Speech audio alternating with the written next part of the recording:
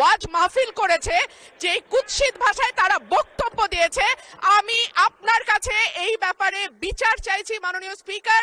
সদস্য রুমিন ফারহানা, আপনি কিছু বলবেন? পয়েন্ট অফ অর্ডারে এরপর কিন্তু বিধি বলতে হবে, কোন বিধিতে আপনি দাঁড়িয়েছেন আজকে বলেন। Today is a free day, বলেন। মাননীয় স্পিকার, আপনাকে ধন্যবাদ। মাননীয় স্পিকার, আমার ইমিডিয়েট আগে আমার যে সহকর্মী সংসদে বললেন কথাটি, এটি দুঃখজনক নিঃসন্দেহে, কিন্তু মাননীয় স্পিকার আমি আপনার দৃষ্টিতে আরেকটি খবর আনতে চাই।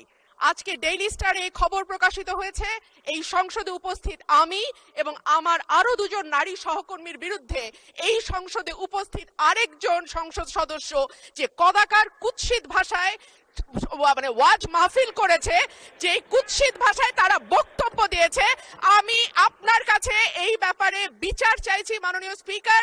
আপনি বিষয়টি সংসদে দৃষ্টি আকর্ষণ করছি, আপনি বিষয়টিকে দেখবেন। ধন্যবাদ মাননীয় স্পিকার।